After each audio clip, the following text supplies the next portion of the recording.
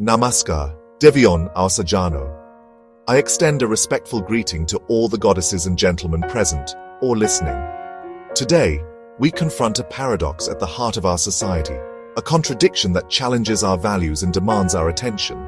It's a delicate issue, woven into the fabric of our culture. We worship women as goddesses, elevating them to divine status in our temples and scriptures.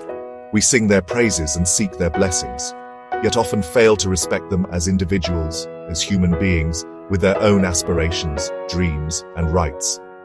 This disparity is a stark reality. We celebrate Durga, the embodiment of power and courage, Lakshmi, the bestower of prosperity and abundance, Saraswati, the fountainhead of knowledge, wisdom, and creativity. Symbols of strength, prosperity, and wisdom, revered figures who inspire us with their divine qualities. Yet in daily life, when the idols are put away and the rituals are complete, women's voices and dreams are too often silenced, stifled by societal expectations and ingrained biases. Their potential remains untapped. The gap between our reverence in prayer, the devotion we express in sacred spaces, and our actions at home, the way we treat the women in our families and communities, is a wound we can no longer ignore. It festers and undermines the very foundations of a just and equitable society. A woman is called the honor of the family, a symbol of its reputation and values, but her own choices are restricted in the name of that honor. Her freedom is sacrificed at the altar of tradition. We must ask, are we truly upholding the values we claim to cherish? Do we truly respect the women in our lives, acknowledging their worth and supporting their ambitions, or just the idea of them? The idealized image we project onto them, divorced from their lived realities. This is not an accusation, a pointing of fingers or assigning of blame, but a call to introspect, to examine our own hearts and minds, and to confront our biases. True progress demands we bridge the gap, build a strong connection between the Devi we worship, the divine feminine we revere in our rituals, and the woman we live with, the woman who shares our home, our lives, and our dreams. It's about changing mindsets, shifting our perspectives and challenging our assumptions, not just making laws. Legislation is important, but it's not enough. Let's move from mere tolerance, a grudging acceptance of women's presence, to genuine celebration of women's individuality, their unique talents, and their invaluable contributions. This journey requires honesty and collective will, a shared commitment to creating a more just and equitable world. For the future of our daughters, for the generations to come, sisters and mothers, for all the women who enrich our lives, let's promise to do better, to strive for a world where the divine feminine is honored, not just in our prayers, but in our actions. From the moment they're born, society seems to hand every girl a rulebook, a silent guide filled with expectations and norms. It's a manual they didn't ask for, a script they didn't write, yet they're expected to follow it meticulously. It's a rulebook she never asked for, a set of guidelines imposed upon her without her consent or input. These unwritten rules dictate how she should behave, what she should aspire to, and ultimately, who she should become. It dictates how to sit, talk, dress, and even dream. Every aspect of her life is subtly, and sometimes not so subtly, governed by these societal expectations. Her posture, her voice, her attire, even the very aspirations she holds are all subject to scrutiny and judgment. She's taught to be perfect in every role: daughter, sister, friend, partner, employee, juggling countless responsibilities with grace and poise.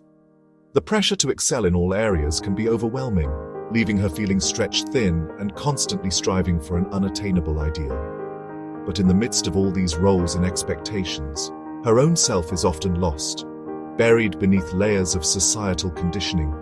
She struggles to define herself outside of these prescribed roles, questioning her own desires and ambitions. Ambitious?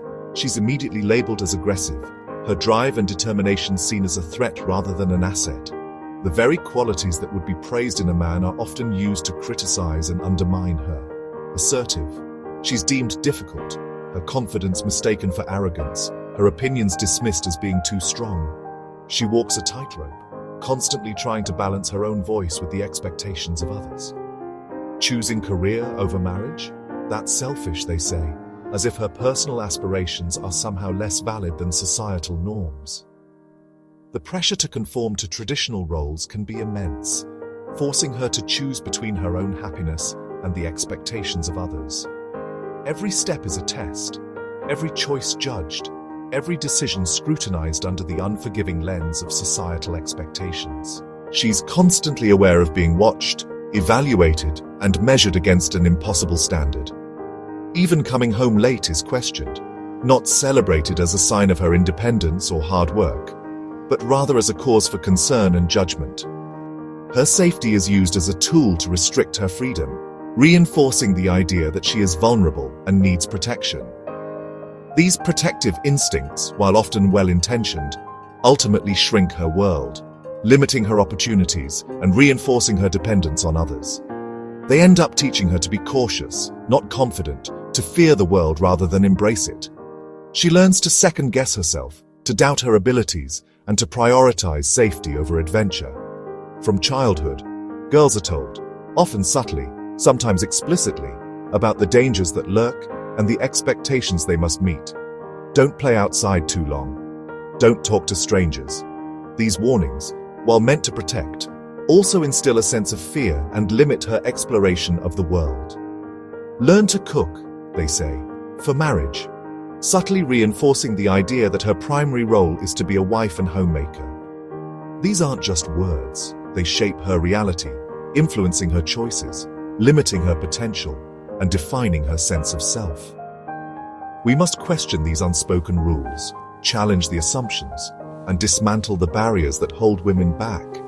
Are we raising daughters to be fearful, constantly looking over their shoulders, or fearless, ready to take on the world with confidence and courage? Are we empowering them to navigate the world, to explore their passions, and to break down barriers, or confining them to it, limiting their horizons and stifling their potential? Change begins by challenging these expectations, by questioning the status quo, and by creating a world where women are free to define themselves on their own terms. Let's choose to empower, not restrict, to uplift, not confine, and to celebrate the limitless potential of every woman. Stereotypes about women, emotional, weak, defined by sacrifice, are not harmless. They justify discrimination. Dismissing women's opinions as emotional undermines their authority at work and home. Judging a woman's character by her clothes shifts blame from perpetrator to victim. The myth of the ideal woman forces women to suppress their own needs. We must challenge these myths through education and action. See women as complex, capable individuals, not as stereotypes. Breaking these chains is the first step toward real equality. For many women, fear is not an abstract concept. It's a daily companion, an unwelcome shadow that follows them throughout their lives. It dictates their choices, limits their movements, and shapes their interactions with the world. This constant undercurrent of anxiety is a heavy burden, one that men often don't fully comprehend. On the street, where a simple walk can become a calculated risk, the fear of harassment, assault, or even just unwanted attention looms large. In public transport, a confined space where vulnerability is heightened, the feeling of being watched, the fear of unwanted advances, it's a constant source of stress. Even at work, a place that should be safe and professional can become a battleground. The threat of harassment, discrimination, and unequal treatment persists. The threat of harassment and violence shapes every decision, big or small, consciously or unconsciously. It's a filter through which women navigate their daily lives. What to wear, carefully considering clothing choices to minimize attention and avoid unwanted advances. Which route to take, often opting for longer, well-lit paths to avoid potentially dangerous areas. When to speak up, carefully weighing the potential consequences of asserting themselves in male-dominated environments. These aren't just statistics on a page. They represent real experiences, real fears, and real limitations. Each incident is a life changed, a trust broken, a sense of safety shattered. The emotional toll is immense and long-lasting. Everyday harassment, the kind that's often dismissed as just a joke, or boys being boys, lewd comments, unwanted touches, the constant barrage of microaggressions that erode a woman's sense of self-worth and safety, is not trivial. It's a violation of personal space, a demonstration of power, and a form of control. Ignoring these acts normalizes disrespect and enables greater violence, creating a culture where harassment is tolerated and perpetrators are emboldened. This constant vigilance limits women's freedom and opportunities, preventing them from fully participating in society. Girls may leave school, their education cut short due to safety concerns or fear of harassment. Women may turn down jobs, sacrificing career advancement to avoid potentially dangerous work environments or commutes. All because of fear, a fear that is often dismissed, minimized, or even blamed on the women themselves. True progress is impossible while half our population lives in fear, constantly looking over their shoulders and limiting their potential. Ensuring women's safety is everyone's responsibility. It's not just a women's issue, it's a societal imperative. We must act, not just sympathize, to create a world where women can live without fear, where their voices are heard, and where their potential is fully realized. Women's safety is not just a women's issue, it's a human issue. A society that fails its women fails itself. When women are safe and empowered, the whole community thrives. Men and women are the two wheels of our society. Both must be strong for progress. Safe women contribute more to the economy, education, and national growth. Respecting women strengthens our social fabric and teaches future generations empathy and equality. The safety of women is a measure of our society's health. Protecting women's rights is not charity, it's our duty. Standing up for women's safety is standing up for justice and equality. It reflects our character as a nation. Let's make it our collective priority. Change begins at home, the first school of life. Raise sons and daughters with equal values, opportunities, and rules. Teach boys respect by example. Let them see equality in action. True masculinity is about empathy, not dominance. Encourage daughters to be confident and assertive, not just quiet and obedient. Invest in their education and ambitions.